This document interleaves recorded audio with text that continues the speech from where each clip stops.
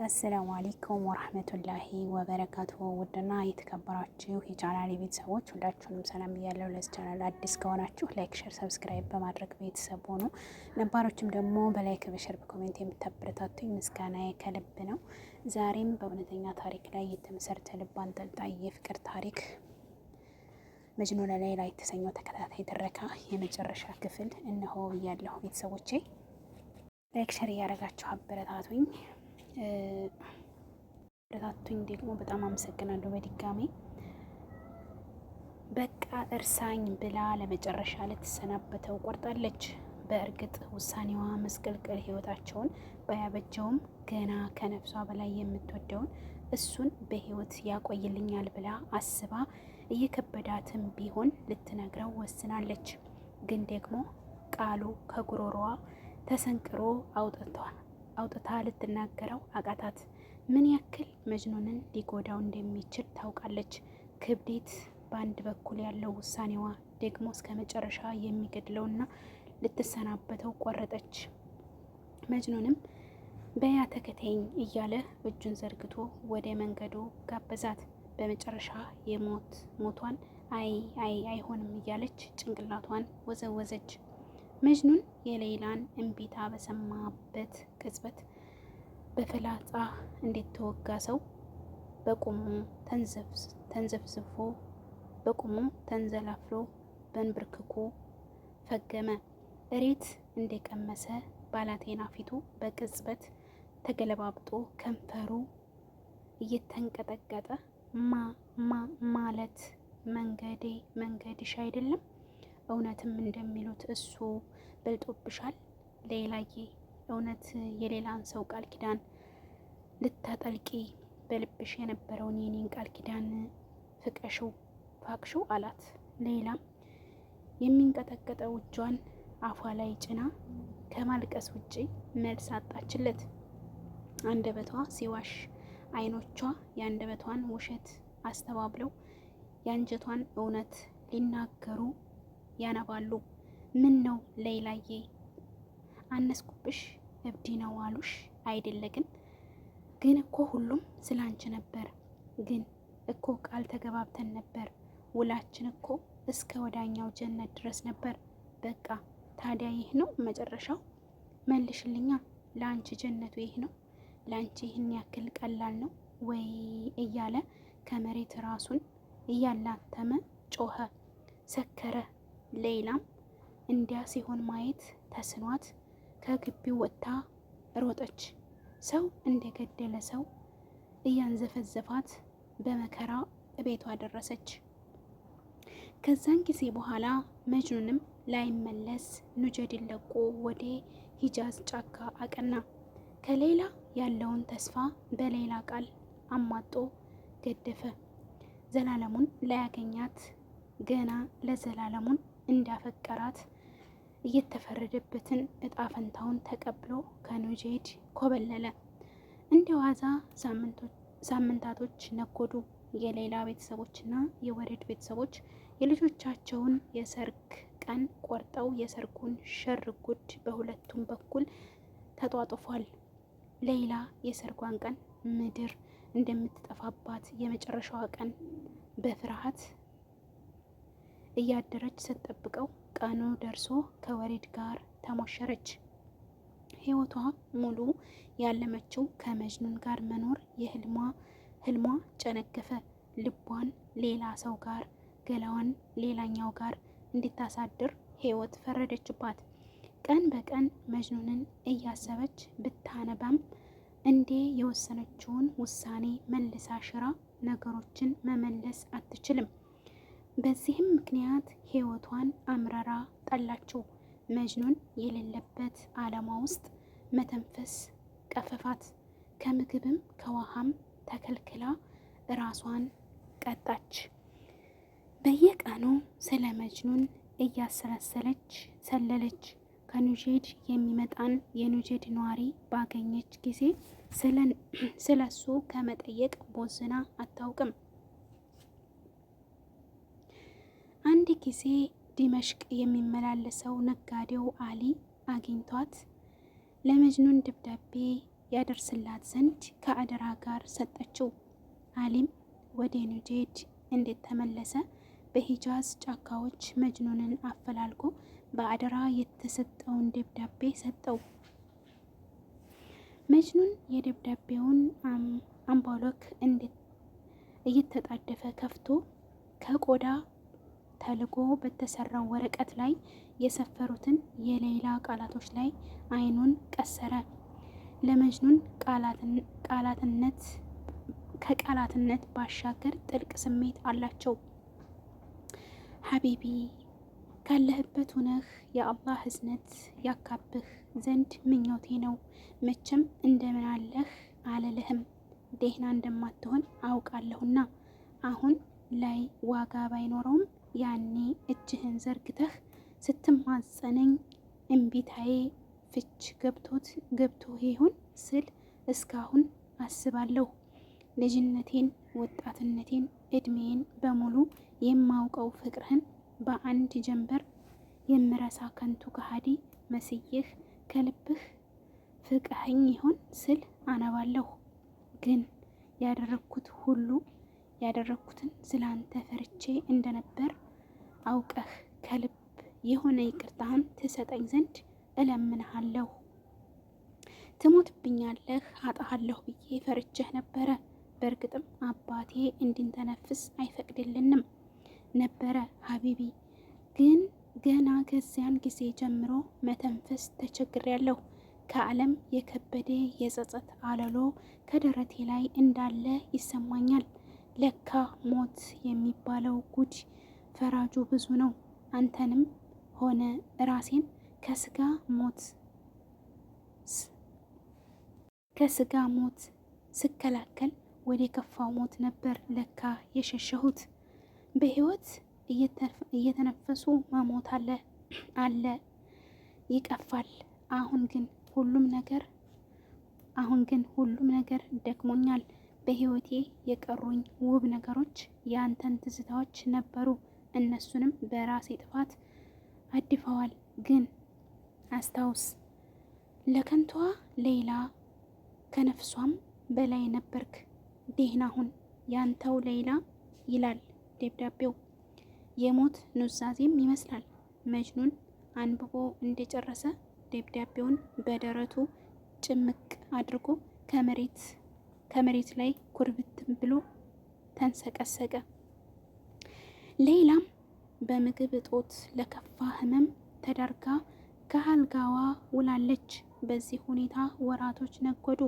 የምትወደውን ፍቅሯን በህይወት ለማቆየት እሷ በየቀኑ እየተነሳች ስትሞት ኑራ በአንድ ጧት ግን ከተኛችበት ሳትነቃ እስከ ወዳኛው አሸለበች። መጅኑን እያለች የመጨረሻ ትንፋሿን ስባ ከነ አካቴው ላትነቃ አይኗን ጨፈነች። ከአይኖቿ የሚፈሰው እንባ በአንገቷ ላይ ቁልቁል ወደ ደረቱ ይወርዳል። በፊቱ ላይ እንደ ሐረግ የተገደሙ የደም ስሮቹ ተወጣጥረዋል። ጨርቁን የጣለላት ሌላ በሞት ያጣው መጅኑን አቅሉን ስቶ ይጮሃል። ሌላ እባክሽ ጥለሽኝ አትጂ፣ እባክሽ ስንት ጊዜ ነው ብቻዬን ጥለሽኝ የምትሄጂው? ለምንስ እንደዚህ አመረርሽ? መሄድን ወደድሽ ሌላ እያለ ይንሰቀሰቃል። ሙሉ የእሷ ዘመዶች የመጅኑን ቤተሰቦች ጭምር ከኑጀይድ በሌላ ሞት ምክንያት ዲመሽቅ ተገኝተዋል። እናትና አባቷ ሙሽራዋ ልጃቸው ድንገት ሞት ነጥቋቸው ድንዝዝ ብለው ለበድነት ቀርበዋል። መጅኑን ክፉኛ ልቡ ተሰብሯል። እስከምትቀበር ድረስ ያለማቋረጥ ሲጮህ ለቅሶኛው ሁሉ ልቡ ፈንድቶ እንዳይሞት ፈርተው ስጋት ገብቷቸው ነበር።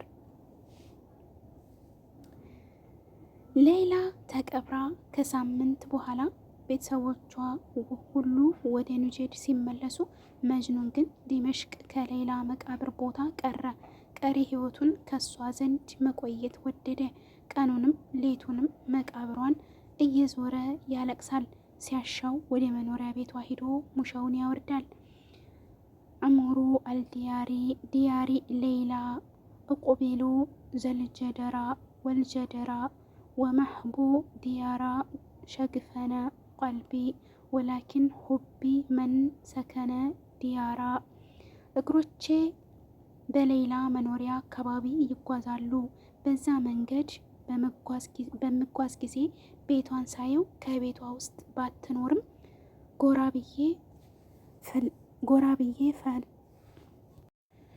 ብዬ እፈልጋታለሁ። የቤቷንም ግድግዳ እስመዋለሁ፣ ምሰሶውን አቅፈዋለሁ። ነገር ግን ቤቱን የምስመው እንጨት የመሳም ፍቅር ኖሮብኝ ሳይሆን ይህ ቤት አንድ ወቅት ሌይላን ይዞ የነበረ ቤት ስለሆነ ነው። እሱን ከእንጨትነትም በላይ ለእኔ ትርጉም አለውና እያለ ያለማቋረጥ ያነባል። በዚህ ሁኔታ ከቁጥጥር ውጭ ሆኖ ብዙ ቀንና ምሽቶች ተፈራረቁ። ከእሷ ሞት በኋላ እንደሷ ሁሉ ከምግብና ከውሃ ርቆ የሞት አፋፍ ላይ ደርሷል። እሷ የሌለችበት ህይወት ለሱ ምንም ነውና የሞት ቀን በናፍቆት ይጠባበቃል። በዛ ሰውነቱ ወደ መቃብሯ ያዘግማል። በአንድ ቀን ካለበት ጫካ ወደ እሷ ዘንድ ሲሄድ አቅም አጥቶ ከአንድ ድንጋይ ስር አረፍ አለ። በረሃቡ ላይ ህመም ተጫጭኖታል። እንደዛውም ሆኖ ሌይላ ጋር ለመድረስ ይፍጨረጨራል። ሆኖም ግን ከተቀመጠበት እንኳን መነሳት ተሳነው። መጅኑን እየሞተ እንደሆነ ተሰምቶታል። እዛው የተደገፈው ድንጋይ ላይ እንዳለ ከኮረጆ ውስጥ ሙድና ቀስሙን አውጥቶ በወረቀት ላይ ግጥሞቹን እየሞነጫጨረ ሳለ በስመምን አይኑን ከደነ። ተወሰደል ሐጀሪል ማሕሚል ወልቀፈሪ ወመታ ጀሪል ቀልቢ መንደለሊ ሰድሪ ፈየተል ሐዘል ሁበ يعشق مرة فعلما يقل مهب من حجري ይህ ባከኝ የሌይላ አፍቃሪ በዚህ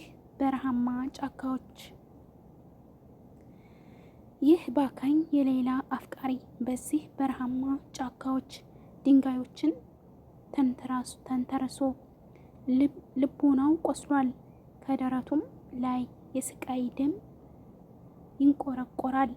እንዲህ እያደረገ የሚያሰቃይ ፍቅር ካሁን በኋላ እንዴት ነው ሊወደድ የሚገባው? ያፈቀረ ሰው እኮ ምን ያክል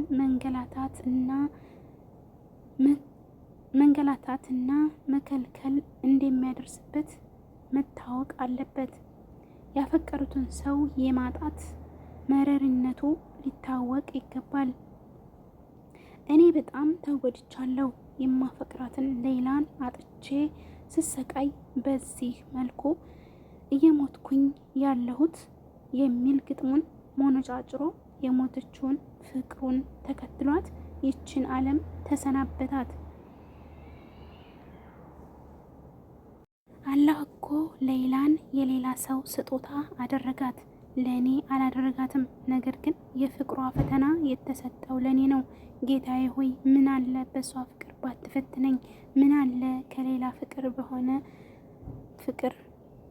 ፍቅር ውጭ በሆነ ነገር ብትፈትነኝ